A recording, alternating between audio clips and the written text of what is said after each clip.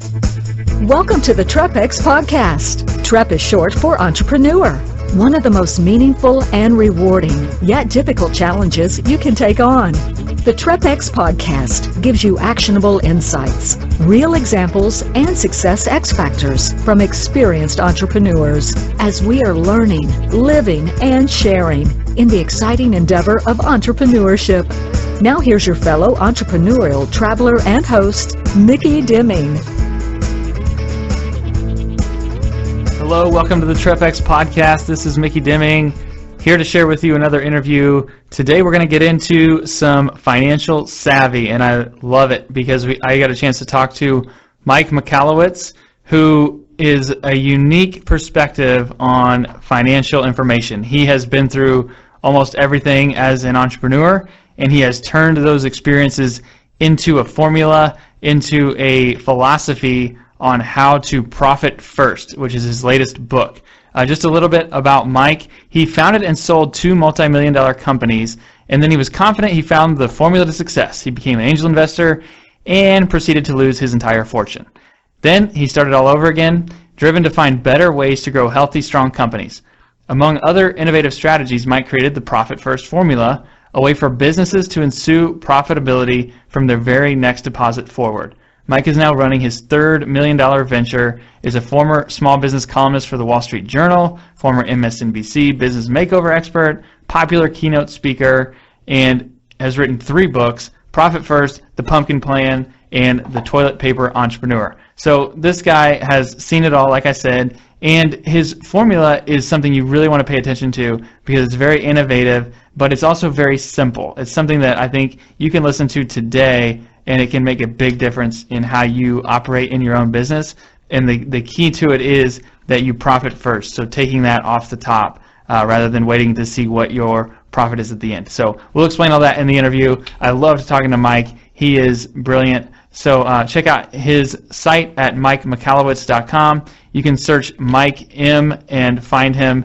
It's very difficult to spell, but it's Mike Michalowicz, and you can learn a ton from him there. And you can also check out this interview at TREPXgroup.com, and if you see the interview, you'll have links to Mike and all of his books. So thanks for joining us, and please enjoy this interview with Mike Michalowicz. Hello, Mike. Welcome to the podcast. How are you doing today? I'm doing well, Mickey. Thanks so much for having me.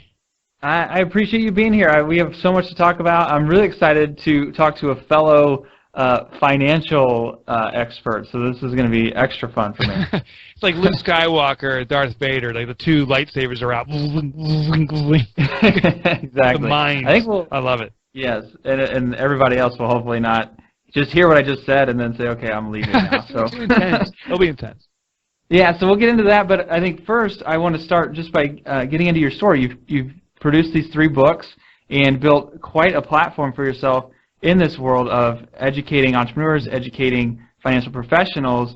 How did that start? How did you get into that and begin to build this platform? It's my attempt, and maybe I should say better than attempt. It's a life's endeavor to kind of correct the wrongs, the mistakes I made. And at face value, people are like, you didn't sound like you made too many mistakes, because prior to becoming an author full-time, I was an entrepreneur. I built and sold 2 companies, 1 private equity sale, 1 was a Fortune 500 sale. So people are like, well, that sounds pretty good. And it is. It's good. But during those processes, I made tons of mistakes, including the big one was after selling my second company, I was on the verge of bankruptcy. I mean, technically I was bankrupt. I just wouldn't declare it. I crawled back out. And during that period, I went through depression. Nothing newsworthy, but definitely functional depression.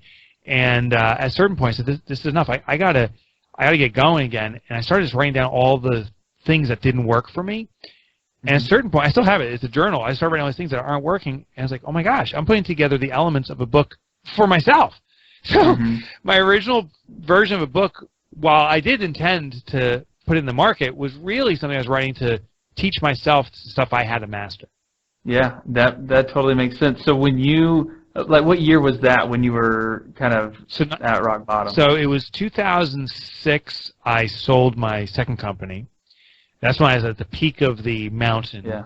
The mountain of ego, by the way. Right. Thinking I was God's gift to entrepreneurship. So while I was up there, I was really a total tool. I mean, total tool. And then, well, you got to go through that. You got to go through that. Yeah. Right? I mean, I was a total, like, I bought the cars and the house and joined the expensive club. I became an angel investor to start all these businesses because I'm so smart. And it only took me 2 years to lose everything. So then you launched your first book, How to Make Money Without Being a Tool, and here we are. Yeah, right. Detool yourself.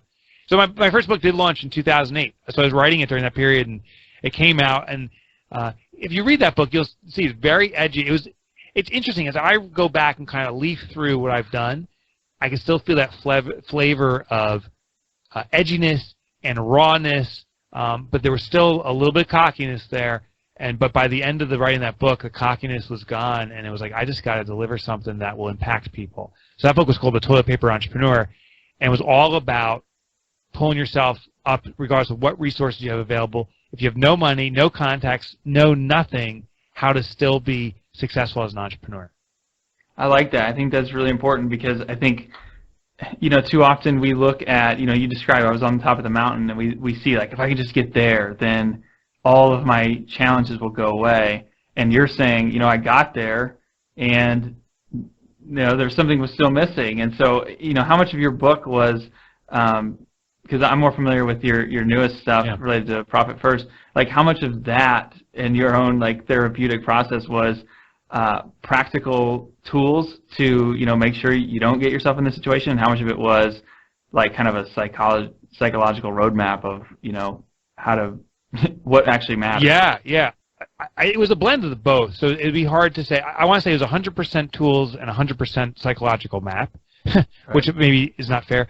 But when I wrote Profit First, I started working on that concept in 2008. So when I hit rock bottom, I started writing all the things that I was messing up, but then trying to figure out new ways to fix them, the ways I haven't done them before. And one of the ways was Profit First. So I started employing that for my own business by 2008, 2009. It was rocky at first. I was effing things up, and it wasn't working. But by 2011, it got momentum, and I started writing more about it. I wrote for the Wall Street Journal. I started sharing with friends all about this concept. By 2012, or maybe 2011, I was like, this is it. 2014, I published a book. And what's funny is during that time, so I started learning for myself, but someone told me once, when the student is ready, they say the master will arrive, but there's a different definition. When the student's ready, they become the master to teach themselves. So the master always arrives because it's yourself. So when I wrote that book, I was like, now listen, if there's anyone in this world that doesn't do Profit First and going to look like a schmuck for it, it's me. I have to live by that every single day, and I do, because I wrote the book on it. What's intriguing to me is like you became an expert through your failure, or through the challenges. You didn't come at it like, I am a financial expert now, let me impart this wisdom onto others. Like, was it all basically like you coming up with this formula, or was it, did you have to ever dig in and say, okay, now I'm going to read every book and become this financial expert? Like, how did you balance that piece? Yeah, so there was lots of research. So basically the steps were this. I have a problem, and the old solution, by the way, is profit came last. So we're talking about Profit First. The old solution was profit comes last, and the formula is sales minus expense equals profit. So I was waiting for profit to happen at the end of the year, and it never did. So the first thing was to realize that the old formula wasn't working. Then the next thing is, what do I think could work? And we start experimenting with it. And so I tried a few things. I tried taking profit distributions. It was still last, meaning I just wait till the end of the quarter and see if there's profit left. So I tried a few things, and then I started taking Profit First, and that started working. Once I found something that was working, it wasn't working perfectly, it was just kind of working, that's when I started reading. I'm like, oh, I got something that's working. Is there information out there that can move this along quicker? And I read books like Richest Man in Babylon and all these things about the pay yourself first principle. And that's when it really starts clicking. I'm like, okay. What I wrote about in Profit First is nothing new. I didn't invent anything. I think I'm just the first guy who said it doesn't apply just to your personal life. This applies to your business. So take that pay yourself first principle, and I translate it into the business dynamics, but apply it to your business. So I had a problem. I start experimenting with fixes. I start finding something that's kind of working. Then I start really diving into the academia that exists. I keep on guinea pigging myself until I have something that's working like for myself perfectly. Then I test it out with friends and stuff, see if they got it going. And once there's enough of a sampling, then I'm like, okay, now I'm going to write articles. I wrote for the Wall Street Journal. Now I get people emailing in saying this is working. That's my proof. And then it went to a book. Yeah, that makes a ton of sense. And it makes sense even to understand why this has worked for you. I think because, like you said, it's not truly anything new, but I think you're communicating it in a way that people can grab onto it and they can understand it. And I think that comes because you were speaking to yourself. You know, like, I understand this, so maybe this makes sense to others. So for a second, because I know, like, the entrepreneurs here, probably the biggest challenge now, there's so much noise out there, is like, how do I stand out? How am I different? Why does anybody care what I'm doing? Because nothing's really different. How are some of the ways you've been able to do that, especially in something about, you know, talking about financial statements where people a lot of times want to go to sleep? Yeah. How have you made that interesting and something that people will actually listen to? So what I did in Profit First is I was reading another book. There's a book called Switch. It's written by Dan and Chip Heath. It's a must-read book. And talks about kind of switching and changing our behavior. You know, if you're a smoker, many smokers can't stop the habit, but some do. So, you know, what's the process to it? Well, in there, one of the kind of the guiding principles is there is this kind of click-word mentality. There's actually another book called Power of Habit that also talks about this. But basically, something triggers a routine or a habit, and we continue that routine. Well, you can remove the click, the trigger for something, or you can channel the behavior. So instead of trying to change who we are, just channel the natural behavior. So I was looking at myself, and I realized the income statement, the balance sheet, the cash flow, I can't read those things. My accountant's yelling at me, dude, you got to read these and look at your budget and tie in the key metrics and KPIs. I'm like, I don't know what the hell you're talking about. But I do know what I was doing was logging into my bank account once or twice a day, see what the bank balance was, and then I was trusting my gut, saying, oh, I know what I need to do. I own this business. I got enough money to buy this, pay for that, or there's no money. I better start selling like a madman. So I realized my natural behavior was what I now call bank balance accounting. You know, logging in, seeing what's available, and then reacting on it. So instead of creating a new system that requires us to change our behavior, when I set Profit First for myself, I set it up so that we can continue logging into our bank accounts. In fact, more than can continue, we need to now do this. It's something I was already doing, and many entrepreneurs do. Now you continue to log into your bank account, but the subtle difference is instead of seeing one big checking account where all your money just sits there and you make gut decisions, instead, the money is now divided up into different envelopes. I call them plates, but different sections, different accounts with predetermined requirements. So one account is your Profit First account. When you take a deposit in, some money gets allocated to your profit exclusively for your profit, no other purpose. Another one's for your tax liabilities and responsibilities. Another one is for your pay as an owner of the business, and so forth. And then one account is for the operating expenses. That one remaining account, that account is the money used to run the entirety of your business. So when $1,000 deposit comes in, I used to think I have $1,000. That's total hogwash. I don't. When it gets divided up, I see that $1,000 gets divided up to only, say, $300 in my operating expenses. So instead of having $1,000 to run my business, I have $300. And while initially it's a little bit of an ice bucket challenge, or a lot of it, very quickly I learned to reverse engineer my business to support all those plates, all those accounts. I learned to reverse engineer my business so I can run efficiently and effectively and innovatively off of that $300 instead of $1,000. Yep, exactly. I think it's just logical. Like when we have something that we're able to spend, then we spend it. And I think one thing I really like in your writing that I want to hear you expand upon, because I think it's so important, just a really wise thing to think through, is when you talk about Parkinson's law. Oh, yeah. And if you could describe, a lot of times that's applied to time, and it's very true with time. Like if I have a project that is a 1-month project, it will take me 1 month to complete it, whereas I could probably get it done in 3 days if I said I had to get it done in 3 days. Can you talk about how you see that play out and how you apply it to the financial world? Yeah, absolutely. So Parkinson's law, and that is a great example with time. Parkinson was I guess a philosopher studying the supply-demand curve. And in traditional economics, and everyone has heard this, that demand dictates the supply. The more consumers want, supply increases to meet that demand. Logically, it makes sense.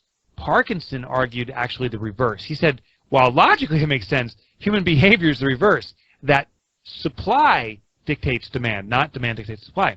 And then one of my favorite examples I love to use is a toothpaste tube, because I think everyone can relate to this. Yeah. When you have an empty tube, a new tube of toothpaste, you put a long bead on, you turn the water on the faucet, the toothpaste falls in the sink, you're like, that's effing disgusting down there, it's bacteria. And we get new toothpaste. But when the toothpaste tube is almost empty, whoa, does the game change? Now, like, you're bending the tube in the sink, you're biting the corner, anything just to squeeze a little more out. And I have to say, literally one doblet of toothpaste on one bristle hair is now deemed adequate to brush our teeth. And if the toothpaste falls in the sink, whoa, now the game changes. Now we dive in after it and brush our teeth. And now the story is like, well, all that bacteria, I'm building my immune system. And I love to use that example, and it cracks me up every time I think about it, is because that's the definition of Parkinson's law. The supply of toothpaste is determining our subconscious behavior of its use. Full tube of toothpaste, we subconsciously use a lot more, and if there's a nearly empty tube of toothpaste, we become more frugal, more innovative. Profit First exploits this trait in all of us. It works with time, as you explained, Mickey, and it works with toothpaste. It also works with money. When we go into our bank account, or in a budgetary sheet, wherever you see that number, usually a bank account, when you log into your bank account and you see one account with lots of money, our default behavioral response is saying, I have a full tube of toothpaste. We subconsciously then justify and support the spend of that money. Most businesses, sales stay consistent with expenses, because as every deposit comes in, the owner of the business looks at how much has come in and finds a way to spend it. And they stay in this constant cycle of sell to pay expenses, sell to pay expenses. And there's never a profit. In Profit First, what I'm suggesting is take that behavioral principle of Parkinson's law and make it your ally, not your enemy. And what you do now is when that money comes into your bank account, immediately take a percentage, 5, 10, 15, 20, a predetermined percentage of that deposit and allocate it to profit. Hide that money away from you. Get off the table, out of sight. Now you have the remainder you to run your business on. And what happens is it's now an empty tube of toothpaste you're giving your business. You will still find a way to quote-unquote brush your teeth. You will be more innovative. You will squeeze more out of what you have. You'll be more frugal. An empty tube of toothpaste seems to last for weeks, where a brand new tube of toothpaste goes away in days. Yeah. The less you have of money, people get fearful. They're like, oh, I can barely survive now. You're telling me to take my profit first? I've never been profitable. And when they say that, I'm like, well, you're proving Parkinson's law. You're using what's available entirely. Yeah. Take it off the table. Yeah. You'll become more frugal, which is obvious, but you'll become more innovative. That's the big deal. By taking the profit first, you start growing faster. I love it. I think that's the best way to sum this up, and it's so powerful. And it makes you intentional with what you spend. It's not just, I have it, so I spend it. It's like, what am I doing this for? What's the purpose? Another example, I've seen this actually written in a book where someone did a project. Because, normally think grocery shopping, like you go like once a week, and it's like, well, I'm out of food, so I got to go grocery shopping. Like, that's kind of the routine. And this family one time was like, let's just not go grocery shopping until we run out of food. And they went like 3 months, like where they were able to continue to find meals. And you think like, I have to go, and how much do you end up throwing out and wasting? Because this is what you do. And you're right, like you can find ways to survive, and that profit's just going to go away if you leave it at the end. And that points to what's called the Pareto principle, or the 80-20 rule, as it's more commonly called. And if you look at your food consumption, 20% of the foods we purchase, we consume 80% of the time. So, and this is true for everything, 80% of your closet, you only wear 20% of the time, and 20% of your closet, you wear 80% of the time. So the folks listening in right now, statistically, you right now are wearing some of your favorite clothes, because we go toward the small minority of things. But in business, 20% of our clients, 20% of our offering, our services and product are yielding 80% of the benefit. 20% of our clients yield 80% of the revenue. 20% of our offering is yielding 80% of the profitability. So when you do this profit first system and take money off the table, the reaction by people is like, well, I can't buy a lot of stuff anymore. I can't spend anymore. And then my response is, well, 80% of the stuff you're spending money on is yielding basically no benefit. This is going to force you to, again, reverse engineer back to that 20% that's very effective for your business and concentrate your efforts there. Yeah, I love it. And I want to ask you about just kind of the way entrepreneurs approach the financial world and everything, because I think that's incredibly important. But one thing I'm intrigued about is that for you come in and you have these ideas and you have this book and you say, GAAP, generally accepted accounting principles, needs to be changed. It's not like I'm going to change it. Here's my ideas. Yeah. What has been the response from accountants for you? I'm really curious to hear this. Some extreme responses I'll give you. So there's some people that say, finally, hallelujah, but that's the vast, vast minority. We societally, we're addicted to axioms. And what I mean by that is when we believe something to be true, or an axiom is something that's believed to be true because the prior generation said it is true, and it just kind of perpetuates through. My example is the world is flat. There was a period of time that people thought the world was flat, and it continued on because people just thought the world was flat. And then Greek philosophers, others proved, no, it's round, but it still took literally thousands of years for society to adopt that understanding and then leverage it, like Christopher Columbus circling the globe. Well, with accountants, it's the same thing.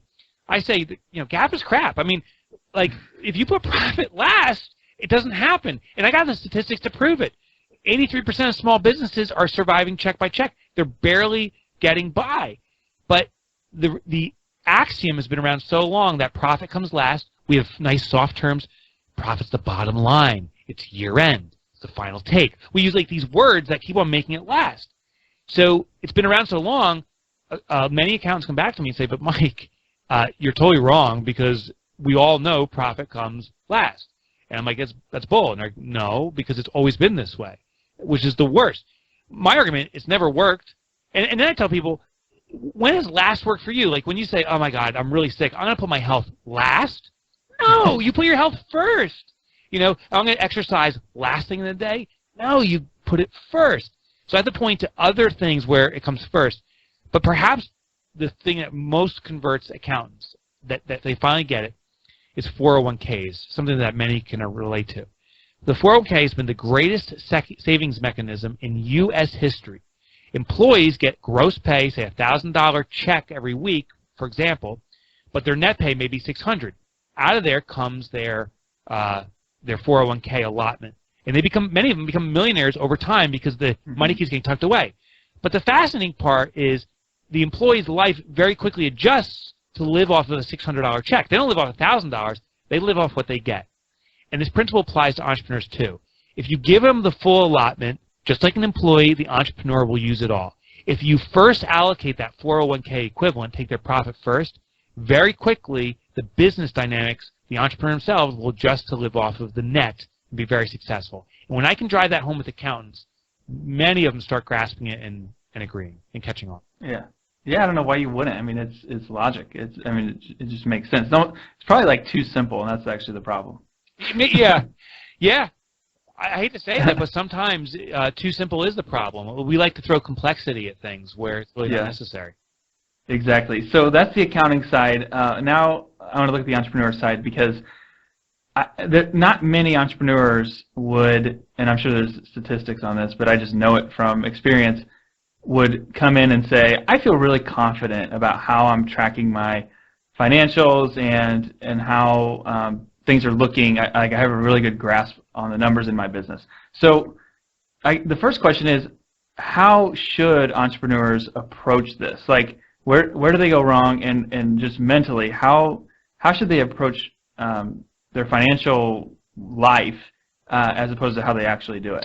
Yeah, so you don't get your numbers, you don't understand how to read those reports.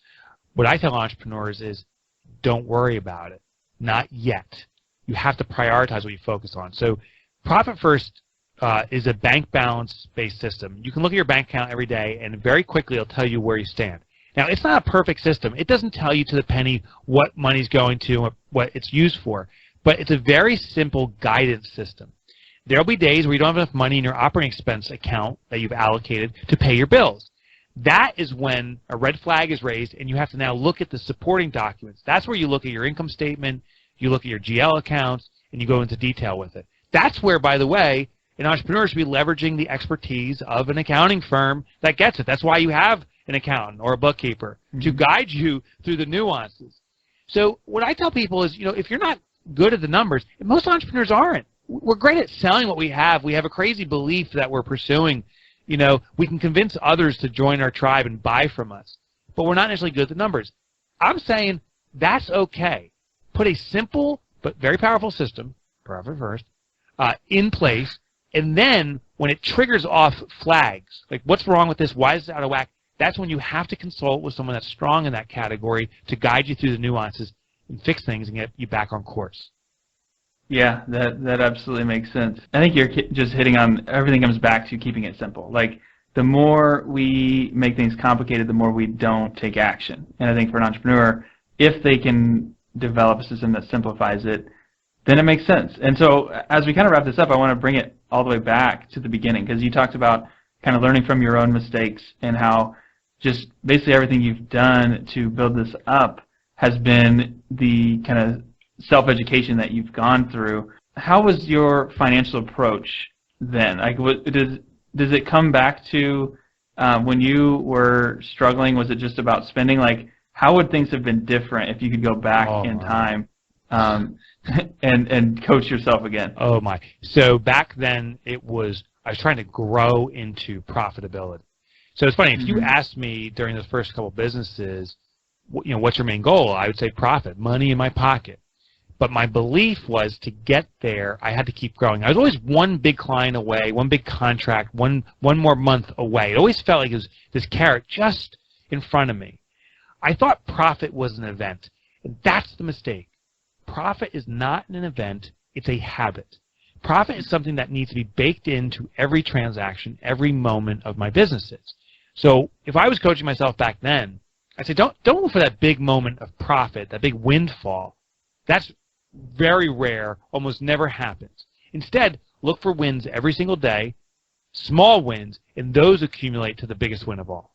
That was awesome. That was really powerful. It's a habit, not an event. So this has been great. I have learned a ton. I think I'm really excited about this podcast. I think people listening, we've talked about financial stuff on here before, but this is a very new approach to it in a very simple way. So, Mike, this has been fantastic. I know people are going to want to check all your stuff out. So where can we find your books and your resources? And, oh, by the way, you have to go to Mike's website because it's one of the most unique ones you'll find, and it's worth it just to see it. Yeah, so we were talking about this off air.